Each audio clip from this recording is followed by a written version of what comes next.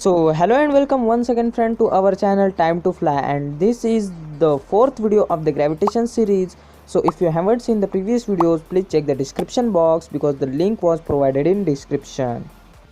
Subscribe to our channel and also press the bell icon so you can get notification about our latest videos.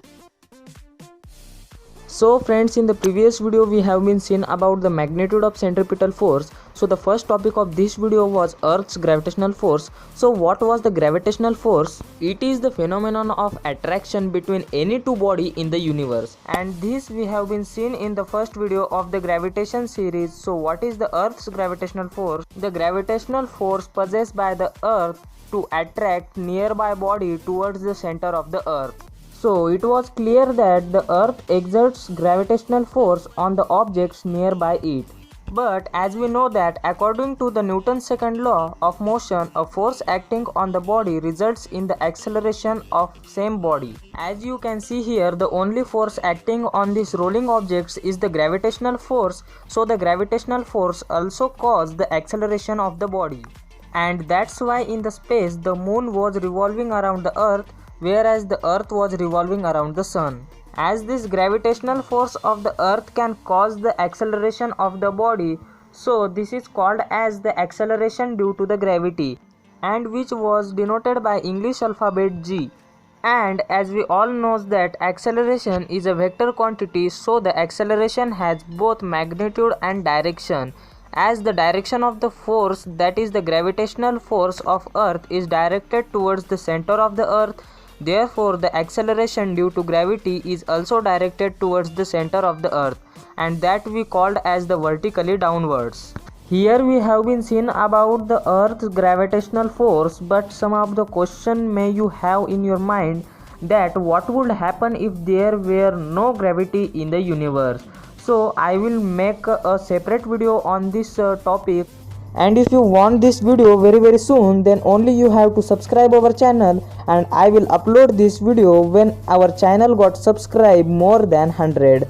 So only you have to subscribe and also comment in the comment box that no gravity video, so I will be clear at that time that I have to upload this video very soon that you have been wanted. So here we have been seeing some basic concepts about the gravitational acceleration.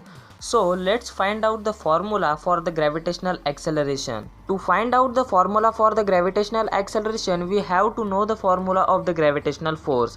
If you haven't seen my first two videos, then please check the description box, link was given, and see those videos, because there we have been derivated the formula for the gravitational force. So to find out the formula for gravitational acceleration, you have to remember the formula of gravitational force. As the formula for the gravitational force, that is, gravitational force is equals to G m1 m2 upon r square.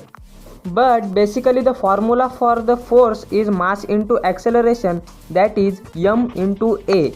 But can we find out the gravitational force using the formula mass into acceleration? Yes, absolutely we can find out the gravitational force using formula mass into acceleration, because gravitational force is also a type of force, and we can calculate any of the force using the formula mass into acceleration. So we can write here the mass into acceleration is equals to G m1 m2 upon r square, because both the force are the gravitational force. But let me again notice you that in this video we will only talk about the Earth's gravitational force. So here the mass into acceleration, the mass of the body will be the object which was standing on the Earth or was rotating around the Earth. So the mass, that is m2, if we consider the mass of object, and the m1 will be the mass of Earth, then m2 will be cancelled here or eliminate here, because the mass m or m2 was of the same object. And due to the elimination of the mass of the object, the only thing remain is the acceleration.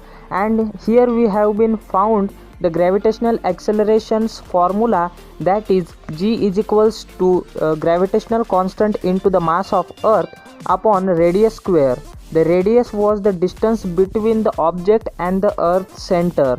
And the second most important thing in this formula was the gravitational constant, The value for the gravitational constant is 6.67 into 10 raised to minus 11 Newton meter square per kg square. But if you want the video on the calculation for the gravitational constant, so just comment down in the comment box that hashtag gravitational constant, so I will upload that video very soon. So here we have been completed the formulation of the gravitational acceleration. So while going forward, we have to see the variation in the value of g, and then we will see the difference between mass and weight. Yes, absolutely, mass and weight was a different term in the physics. So let's start the topic variation in the value of g. It is a too short topic, and in which we will learn what is the gravitational acceleration of the earth at a different heights. So at first we will see that does the gravitational acceleration changes along the surface of the earth. Yes, absolutely, it changes along the surface of the earth because the earth's shape is not exactly the spherical, and so the distance of the point on the surface of the earth from its center differs somewhat from place to place. And due to the such a shape of our earth, the radius at different places changes on the earth. Due to this, as we know that the formula of the gravitational acceleration is g, it means that the gravitational constant, into m, it means that the mass of earth upon radius square. While using the gravitational accelerations formula, we will see that the gravitational acceleration is inversely proportional to the radius square. So when the radius increases, the gravitational acceleration decreases, and when the gravitational acceleration increases, the radius of the earth will be decreases. So this is how the gravitational acceleration differs on the different places on the earth. So let's see the change in the gravitational acceleration with height. And as we go above the earth's surface, the value of r in the equation of gravitational acceleration increases and the value of g decreases. However, the decrease is rather small for heights which are small in comparison to the earth's radius. So this is how the gravitational acceleration changes due to the change in height. So here we can write in front of change with height that when the height increases, or when the value of r in the equation of gravitational acceleration increases, the g decreases. G means the gravitational acceleration. Therefore, when on increasing the height, the gravitational acceleration decreases. This is how change with height the gravitational acceleration changes.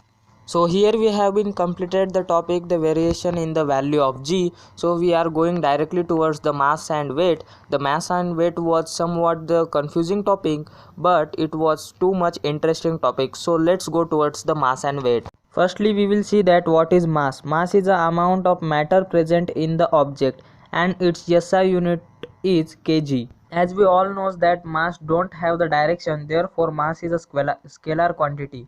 And according to the Newton's first law of motion, the mass is a measure of inertia of an object, and therefore higher the mass, the inertia will be higher. Now let's see what is weight. So listen carefully. The weight of an object is defined as the force with which the earth attracts the object. It means that weight is a measure of force on the object. As the SI unit of force is Newton, therefore the SI unit of weight is also Newton. But in the language of speaking or the simple language, we use the weight for both mass and weight and measure the weight in kilograms, which is the unit of mass. But sometime in MCQs, mass was mentioned in the question as weight is equals to dash kgs. So at that time the weight will be considered as the mass, whereas sometime in the MCQs the weight was mentioned as the force on the object. And here the mass and weight topic completed, and as I was mentioned in the starting of the video, those all the topics are completed here, and therefore this session going to stop here, and next video will be coming soon. So stay tuned on our channel.